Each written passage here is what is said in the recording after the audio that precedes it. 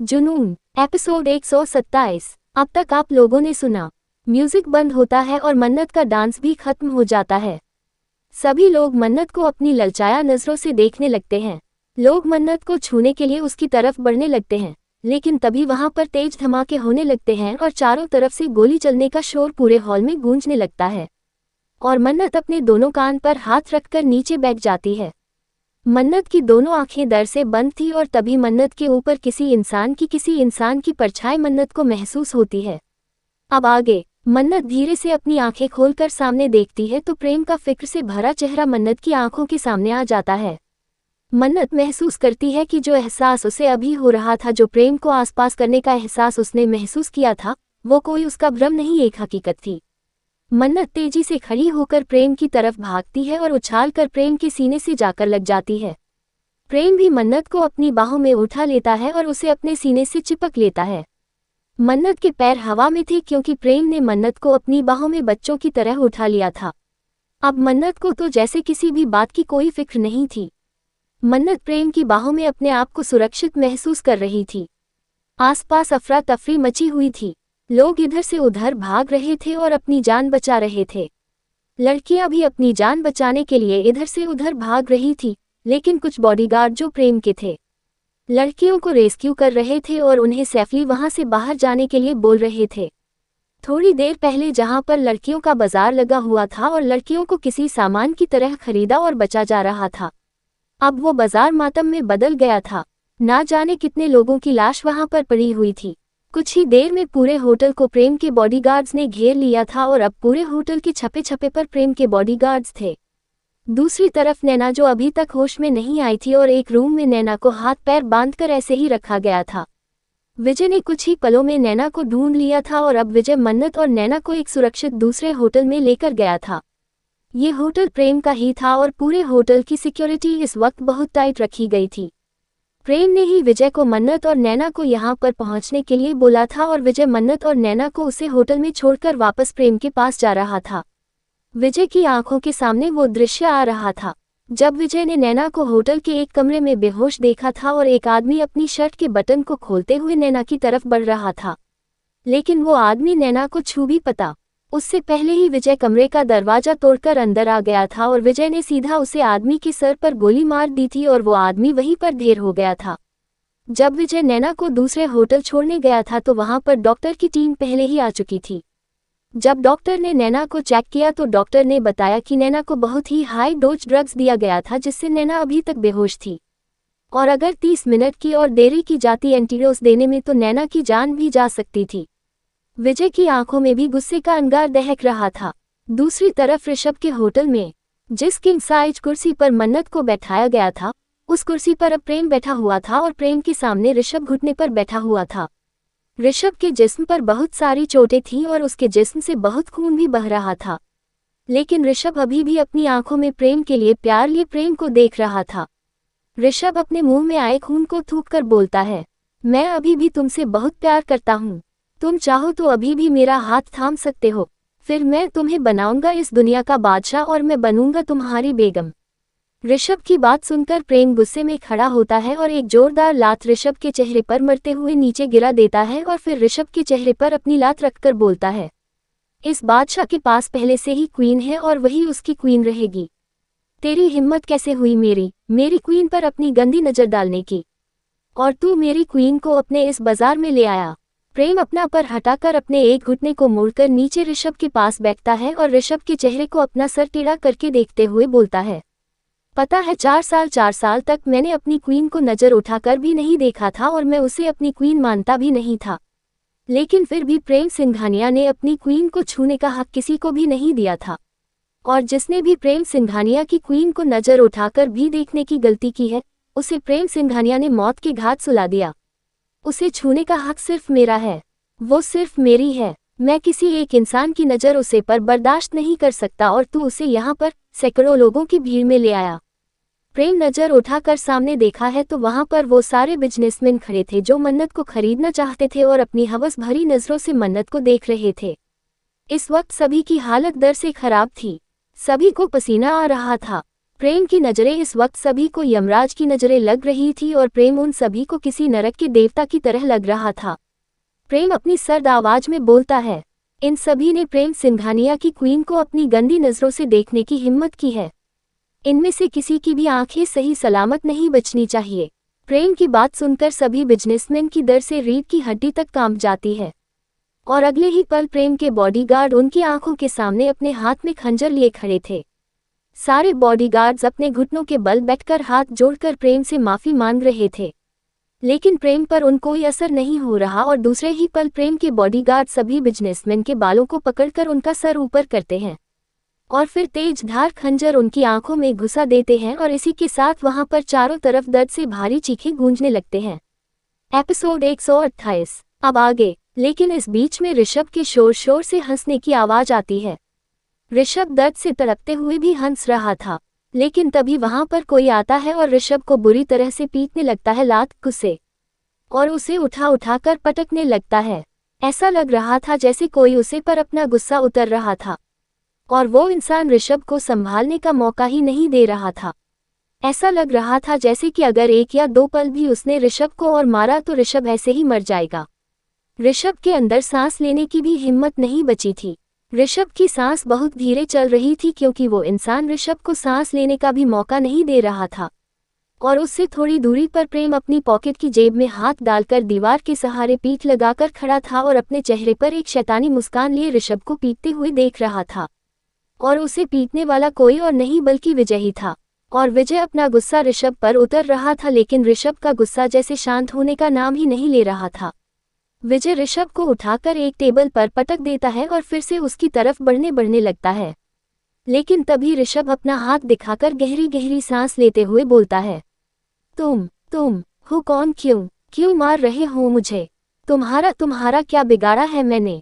विजय गुस्से में ऋषभ का कॉलर पकड़कर उसे ऊपर उठता है और फिर बहुत ही गुस्से में अपने दांत पीसते हुए बोलता है, हाउ डरे यू टच माई वाइफ? इतना बोलकर विजय फिर से एक पांच ऋषभ के मुंह पर मार देता है। ऋषभ अपने हाथ से अपने चेहरे के खून को साफ करते हुए बोलता है, मैं तो यहाँ पर न जाने कितने लोगों की बीवियों को लेकर आया हूँ। तुम्हारी कौन सी है भाई जिसे तूने ड्रग्स दिया था? प्रेम की बहन मेरी बीवी है, तेरी हिम्मत कैसे हुई उसे छूने की?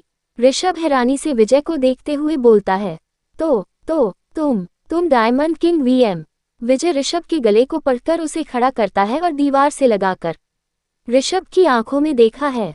विजय की आंखें गुस्से से लाल थी, ऐसे जैसे कि उसकी आंखों में खून उतर आया हो। विजय बहुत ही सर्द आवाज में बोलता है, जिसे तू यहाँ पर उठाकर लेकर आया है उनमें से एक मेरी बीवी और एक मेरी दोस्त है। जब तूने मेरे एक डायमंड के कंसाइनमेंट को रोकने की कोशिश की थी तो मैं तेरी डायमंड की सारी स्मगलिंग बर्बाद कर दी थी और अब तो तूने मेरे घर पर हाथ डाला है। तू जानता था कि जिस लड़की पर अटैक करवा कर तू उसे यहाँ लेकर आ रहा है वो वीएम की वाइफ है, और जिसके सीने पर गोली चलकर तू उसकी बीवी को उठाकर लेकर आया था वो वीएम का दोस्त है, जो खुद बहुत बड़ा डेविल है। उसके बावजूद भी तूने उनकी जान पर हाथ डाल दिया। बड़ी हिम्मत आ गई है तुझ में। विजय प्रेम को झटका से छोड़कर प्रेम की तरफ देखते हुए बोलता है, अगर लोग हमारे बारे में जानने के बाद भी हमारी जान को हाथ लगा सकते हैं तो दुनिया में हमारा खौफ कम हो रहा है। और फिर विजय अपनी गर्दन पर हाथ रखकर किसी साइको की तरह अपनी गर्दन को मसलते हुए प्रेम को देखा है। प्रेम के चेहरे पर भी एक क्रीपी सी मुस्कान थी। ये तो बहुत गलत बात है। अगर लोगों के दिलों में से हमारा खौफ कम हो गया तो नहीं, लोगों के दिलों का खौफ ही हमें सुकून पहुंचना है। प्रेम विजय के पास चलकर आता है और विजय के कंधे पर हाथ रखकर ऋषभ को देखते हुए बोलता है, सही कहा तुमने, लोगों के दिलों का खौफ ही हमें सुकून पहुंचना है और अब इस खौफ को बरकरार रखने के लिए हमें इसे ऐसी सजा देनी होगी जिसे देखकर उन लोगों की रूह तक कांप जाए जो हमारे खिलाफ जाने के बारे में सोच भी। विजय और प्रेम की बातें ऋषभ को अंदर तक कांपने पर मजबूर कर रही थी। ऋषभ की आंखों में खौफ नजर आ रहा था। प्रेम अपने चेहरे पर एक शैतानी मुस्कान लिए ऋषभ की तरफ बढ़ने लगता है। प्रेम को अपनी तरफ आता देखकर ऋषभ की रीढ़ की हड्डी तक कांप जाती है।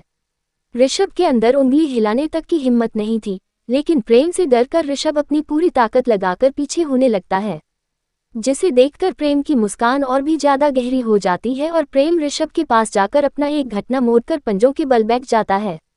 और ऋषभ प्रेम को अपने इतने करीब देखकर खुद को कांपने से रोक नहीं पाता। प्रेम ऋषभ को देखकर बोलता है, तुझे पता है हम दोनों के बीच में दोस्ती क्यों है? क्योंकि हमें अपनी दुश्मनों की आंखों में अपने लिए खौफ देखना बहुत पसंद है। हम दोनों के अंदर का जो जानवर है ना, वो बिल्कुल एक जैसा है। हमें अपनी आंखों के सामने अपने दुश्मन को तड़पते हुए देखने में बहुत मजा आता है। अपने दुश्मन को तड़पते हुए देखना, उसे चीखते चिल्लाते हुए देखना, रहम की भीख मांगते हुए देखना सुकून पहुंचा है दिल को। We enjoy a lot of much. और तभी एक बॉडीगार्ड अपने हाथ में एक बहुत ही छोटी सी कांच की शीशी लेकर आता है और उसे प्रेम को दे देता है। प्रेम उस शीशी के ढक्कन को खोलता है और ऋषभ के एक हाथ को पकड़कर उसे फर्श पर दबा देता है और फिर उसे शीशी के भरे लिक्विड को धीरे धीरे ऋषभ के हाथ पर गिरने लगता है। और जैसे ही वो लिक्विड ऋषभ के हाथ पर पड़ता है तो जैसे आपके करीब आकर मोम पिघलकर बहने लगता है, वैसे ही ऋषभ के हाथ की खाल बहने लगती है। प्रेम ने ऋषभ के उसे हाथ पर लिक्विड डाला था जिससे ऋषभ ने मन्नत के बालों को पकड़ा था और ऋषभ अपने दर्द को बर्दाश्त नहीं कर पाता और दर्द से तड़पते तड़पते ही मर जाता है। ऋषभ को मारता हुआ देखकर विजय अपने आप को कंट्रोल नहीं कर पाता और गुस्से में ऋषभ के पास आकर उसे लात मारते हुए उठाने की कोशिश करता है, लेकिन ऋषभ मर चुका था, इसीलिए अब उस पर किसी चीज का कोई असर नहीं हो रहा था। विजय, उठ, तू ऐसे नहीं मर सकता। I am not satisfy. उठ उठ। प्रेम ऋषभ से दूर होते हुए बहुत ही नॉर्मल तरीके से विजय को बोलता है। वो मर चुका है, विजय अब नहीं उठेगा। विजय और प्रेम दोनों ही एक साथ बोलते हैं। सक्षम, जियान। विजय और प्रेम की आवाज सुनकर दोनों ही उनके पास आ जाते हैं। इसके छोटे छोटे टुकड़े करके पूरी दुबई में बिखर दो विजय, और टुकड़े करते वक्त इसकी वीडियो बनाना और वो वीडियो हर सोशल मीडिया पर, हर न्यूज़ चैनल पर वायरल होनी चाहिए और वो वीडियो पूरी दुनिया के कोने कोने तक पहुंचनी चाहिए। प्रेम, ताकि पूरी दुनिया को पता चले कि प्रेम सिंघानिया, विजय और वीएम से टकराने का। और फिर दोनों अपनी अधूरी बात को पूरा करते हुए एक साथ बोलते। अंजाम क्या होता है? फिर प्रेम और विजय दोनों ही अपनी गर्दन को दाएं बाएं झांकते हुए अपना हाथ आगे कर देते हैं और तभी सक्षम और जियान दोनों के हाथ में खंजर दे देते हैं, जो कि बहुत ही शौक था। गर्दन झटकते समय उनकी आंखें बंद थी और फिर जैसे ही दोनों आंखें खोलते हैं तो उनकी आंखें ब्लडशॉट जैसी रेड होती हैं और उनका चेहरा गुस्से से कम तम रहा होता है। जियान और सक्षम दोनों ही समझ गए थे कि डेविल अभी शांत नहीं हुए हैं। उनका गुस्सा पूरी तरह से अभी बाहर नहीं निकला है और अब उनके सामने खड़े बिजनेसमैनों की शामत आने वाली है, क्योंकि दोनों डेविल का गुस्सा उन्हीं पर निकलने वाला है। थोड़ी देर बाद, जहां पर थोड़ी देर पहले एक बाजार लगा हुआ था और चारों तरफ चहल पहल थी, एक जश्न का माहौल था, अब वहां का माहौल बहुत ही खौफनाक था, क्योंकि चारों तरफ बस खून ही खून, लाशें ही लाशें थी। खून वहां पर पानी की तरह बह रहा था और ज्यादातर लोगों के पास कटे हुए इधर उधर पड़े थे। किसी का हाथ, किसी का पैर, किसी की उंगलियां, किसी की आंख। अगर कोई भी आम इंसान वहां का मंजर देख ले तो हार्ट अटैक से ही मर जाए। और दो डेविल वहां पर उसे मंजर को भयानक बनाने का काम सबसे ज्यादा कर रहे थे, जो ऊपर से नीचे तक इस वक्त खून में नहाए हुए थे। उनके होठों पर शैतानी मुस्कान और चेहरे पर सुकून था, और यही चीज उन्हें सबसे ज्यादा भयानक बना रही थी। कुछ समय बाद प्रेम और विजय दोनों ही कार में बैठे हुए थे और उनकी फ्रंट सीट पर सक्षम और जियान थे। जियान ड्राइविंग कर रहा था और सक्षम उसकी बराबर वाली पैसेंजर सीट पर बैठा हुआ था और पीछे प्रेम और विजय बैठे हुए थे। प्रेम अपने सर को पीछे सीट से टीका लेता है और अपनी आंखें बंद करके मन्नत को याद करते हुए बोलता है, I am thirsty wifey, I want your lips. Vijay भी सीट से कर टिक कर बैठा हुआ था और उसकी भी आंखें बंद थी। विजय भी नैना को याद करते हुए बोलता है, प्यास तो मुझे भी बहुत लगी है जान, मुझे भी। तभी प्रेम उसे थोड़ा सर्द आवाज में बोलता है, mind your tongue, you're talking about my sister. Vijay ऐसा चेहरा बनाकर बोलता है, साले, तेरी बहन मेरी बीवी है और मैं उसे पर पूरा हक रखता हूँ। प्रेम, लेकिन इसका मतलब यह नहीं है कि तुम मेरे ही सामने बैठकर मेरी ही बहन के बारे में ऐसा बोलेगा। विजय प्रेम से बहस करना सही नहीं समझता, इसलिए चुप हो जाता है। सक्षम और जियान अपने बॉस को देखकर हैरान थे। सक्षम अपने मन में बोलता है, उनकी बातें और हरकतों को देखकर कोई नहीं कह सकता कि थोड़ी देर पहले दोनों खून की होली खेल कर आए हैं। और तभी दोनों के बीच में सक्षम बोलता है, सर होटल आ गया है और आप दोनों के कपड़ों का अरेंजमेंट हमने दूसरे रूम में पहले ही करवा दिया है, आप अपने कपड़े चेंज कर सकते हैं। सक्षम की बात सुनकर दोनों ही अपनी तरफ देखते हैं तो उनके कपड़ों पर बहुत सारा खून लगा हुआ था और दोनों ही समझ रहे थे कि ऐसी हालत में वह अपनी वाइफ के पास नहीं जा सकते। दोनों ही होटल के अंदर जाते हैं और फिर शावर लेकर अपने कपड़े चेंज करके मन्नत के कमरे की तरफ जाते हैं। नैना और मन्नत दोनों एक ही कमरे में थी। दूसरी तरफ नैना को भी अब होश आ गया था और नैना मन्नत से बिल्कुल चिपक कर बैठी हुई थी क्योंकि नैना बहुत ज्यादा डर लग रहा था। नैना ने पहली बार ऐसा नज़ारा अपनी आंखों के सामने देखा था और ऐसा ही हाल कुछ मन्नत का भी था। मन्नत के सामने भी ऐसा नज़ारा पहली बार आया था। पहली बार मन्नत ने औरतों का बाजार देखा था जिसमें लड़कियों को भेड़ बकरी की तरह बचा और खरीदा जा रहा था और अगर प्रेम सही समय पर आकर उसे नहीं बचता तो शायद उसकी भी बोली लग चुकी होती। मन्नत भी अंदर से बहुत ज्यादा सहमी हुई थी। मन्नत की आंखों के सामने बार बार वही दृश्य आ रहे थे। आगे की स्टोरी के लिए कमेंट कीजिए।